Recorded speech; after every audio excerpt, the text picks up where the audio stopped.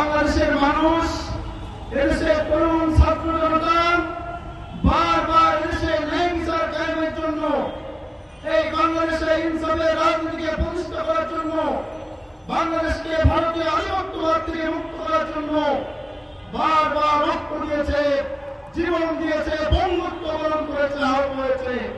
1947, 62, 66, 69, 70, 71, 90 রক্ত দিয়ে এই বাংলাদেশের জনগণ ইতিহাস সৃষ্টি হয়েছিল।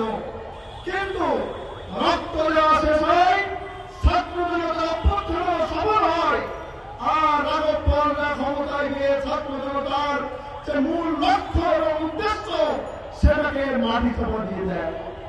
কিন্তু শাহবাগের এই মঞ্চ থেকে আজকে স্পষ্ট করে ঘোষণা দিতে চান, আমরা জুলাই জনতা বেঁচে থাকতে 24-এর গণঅভ্যুত্থানকে ব্যর্থ হতে দিব না ইনশাআল্লাহ। 24-এর